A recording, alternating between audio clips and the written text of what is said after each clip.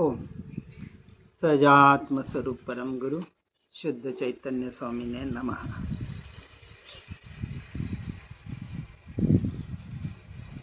आहुड़ दोहा में कल हमने देखा कि शुभ परिणाम रूपी पुण्य से न धर्म होता है और पाप रूपी अशुभ परिणाम से न अधर्म होता है।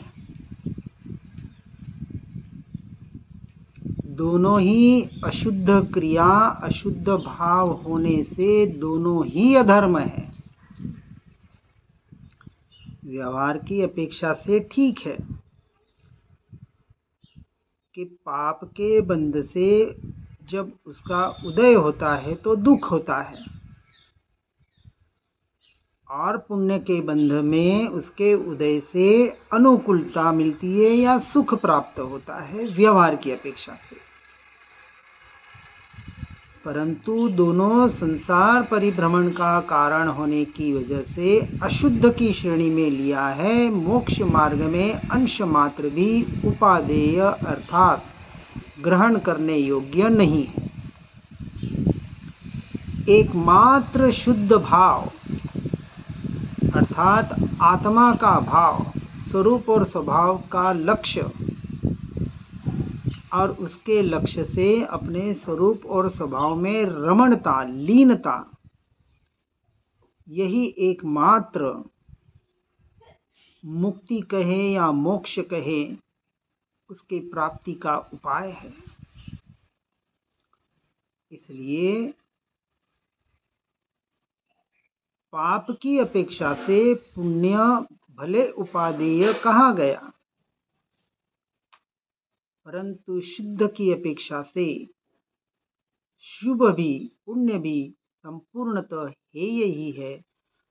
और भावलिंगी मुनिराज ऐसे पुण्य को भी पाप के श्रेणी में ही रखते हैं। इसका हमें विशेष बोध लेना है।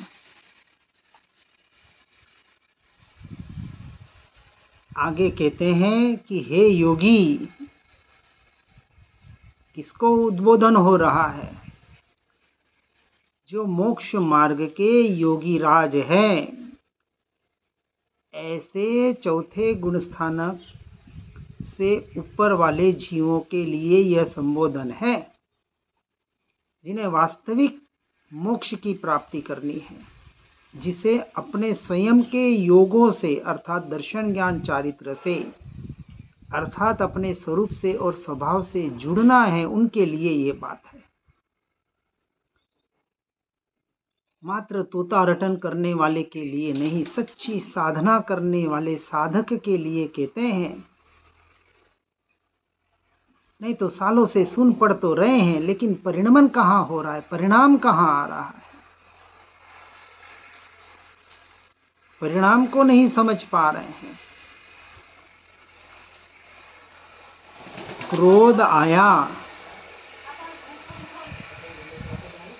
किसी ने मुझ पर क्रोध किया, मैंने किसी पर क्रोध किया, उद्गल की अपेक्षा से, जड़ की अपेक्षा से। किसी ने मुझे क्षमा कर दी, मैंने किसी को क्षमा कर दी। अब बताए दोनों में अच्छी बात कौन सी?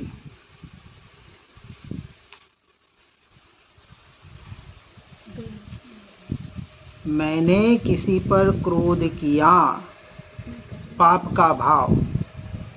मैंने किसी के से क्षमा मांगी या क्षमा किया, पुण्य के भाव। दोनों ही हेय है, क्योंकि जहाँ मैं और मेरापना इस क्रोध में और क्षमा में दोनों में है, तब तक वह जीव पर में है, बाहर है, बहिरात्मा है।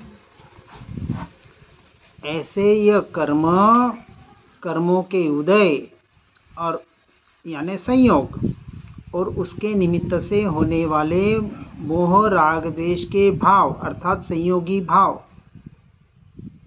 स्वयं मिलते हैं और स्वयं बिछुड़ते हैं, उनकी तत्समय की योग्यता से।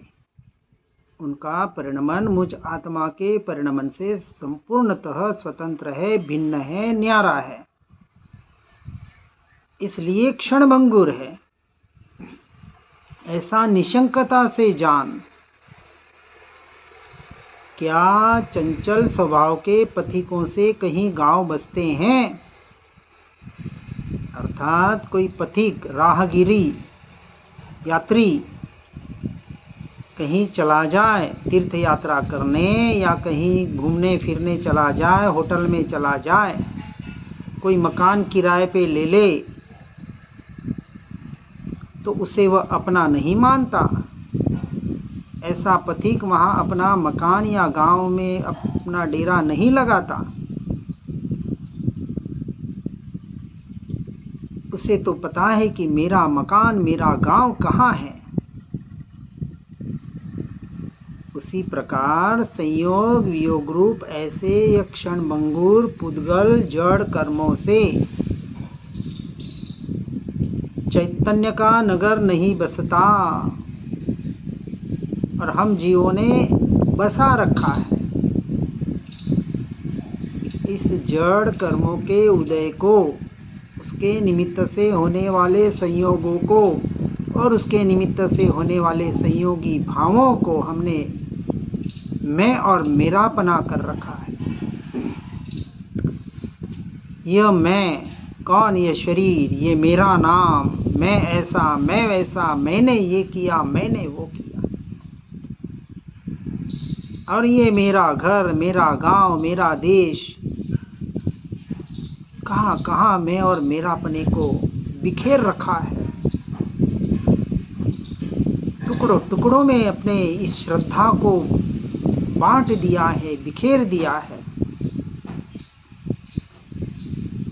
इसलिए ये चैतन्य का नगर ऐसा बिखर गया है, उसे पता ही नहीं कि चैतन्य क्या है, मैं कौन हूँ, मेरा स्वरूप क्या है, मेरा स्वभाव क्या है। और पता चल भी जाए तो चल रहा है, जो पढ़ रहे हैं सुन रहे हैं, क्योंकि दूसरे तो पढ़ सुन भी नहीं रहे हैं। जिन्हें यह पता है फिर भी उसका स्वीकार नहीं कर पा रहे हैं। कहीं यात्रा करने जाते हैं, बाहर जाते हैं घूमने फिरने, तो वहाँ तो स्वीकार कर लेते हैं, ये हमारा घर नहीं, ये हमारा मकान नहीं, ये हमारा गांव नहीं, ये मेरा देश नहीं। लेकिन यहाँ कह रहे हैं कि यह आत्मा के प्रदेश, असंख्य प्रदेश जो मेरा देश है, एक एक प्रदेश में अनंत गुण जो मेरे हैं, यह मेरा भरा पूरा अक्षय खजाने रूपी ये मेरा संसार, ये मेरा संसार। लेकिन इस संसार को तो स्वीकार नहीं कर रहा और बाहर के संसार को स्वीकार कर रहा है। जो मेरी वस्तु, उसका श्रद्धान नहीं हो पा रहा है, और जो वस्तु मेरी नहीं उसमें श्रद्धान कर रहा है। इसी का नाम तो विपरीत श्रद्धान, मिथ्या श्रद्धान कहा। ये सुन के पढ़ के भी कहाँ हम जाग रहे हैं, कहाँ चेत पा रहे हैं। आत्मा को ये कर्मों के संयोग वियोग से, अर्थात क्रिया से और भाव से संपूर्णतः भिन्न जानो, मानो और श्रद्धान करो। ऐसा उपदेश मुनिराज दे रहे हैं। ऐसा टंकोत्कीर्ण श्रद्धान जब तक नहीं होगा तब तक हे जीव तू अपने आप को कभी सुखी नहीं कर पाएगा। अनादिकाल से दुखों को भोगता आ रहा है, और यदि अब अनंत काल के लिए इन दुखों को नहीं भोगना है, दुखों से टेम्पररी नहीं परमानेंट स्थायी छुटकारा चाहते हो, तो अपने चैतन्य स्वभाव का स्वीकार जब चाहे तब करना ही पड़ेगा। कल करें परसों करें भव भवों की बात करें। जब ये बात पढ़ सुन रहे हैं तो अब कल का भी इंतज़ार क्यों, आज और अभी से क्यों नहीं। और हम तो कहते हम तो आत्मा को मानते हैं, आत्मा को स्वीकार करते हैं। अरे कहाँ मानते हैं, कहाँ रुचि है। अभी देख लेना भीतर झांक कर की रुचि कहाँ पड़ी है। शरीर में पड़ी है, बेटों में पड़ी है, परिवार में पड़ी है, समाज में पड़ी है, कहाँ कहाँ नहीं पड़ी है। क्योंकि आत्मा की रुचि का मतलब है बाकी आत्मा के अलावा सभी में अरुचि। क्या हो पा रही है और नहीं हो रही है, इसका मतलब आत्मा की रुचि अभी नहीं है। सम्यक दर्शन का अर्थ क्या, अभी समझ नहीं पा रहे। सिर्फ आत्मा आत्मा करने से सम्यक दर्शन नहीं मिलता है। दोनों सिक्के के पहलू को बराबर देखना है, आस्ति और नास्ति से। स्वरूप का स्वीकार अर्थात पर का अस्वीकार, उसमें नियत है। स्वसमय स्ववश ऐसी जो वस्तु मैं स्वयं, यदि मैं सब कुछ मुझ में है तो मेरा पर में क्या है, कुछ नहीं है। सीधी सी बात है। यदि हम कहीं जाएं या अपने घर में हो तो पता है कि यह घर मेरा है, इसका मतलब क्या कि बाकी के घर मेरे नहीं है। यह शरीर मेरा है, इसका मतलब दूसरे शरीर मेरे नहीं है। तो जब यह आत्मा इसमें निर्णय होता है कि यह मैं हूँ, इसका मतलब होता है कि अन्य मैं कुछ भी नहीं हूँ। ये असंख्य प्रदेश, एक एक प्रदेश में अनंत गुण, ये मेरे हैं। अर्थात इसके अलावा मेरे और कोई नहीं है, कुछ भी नहीं है।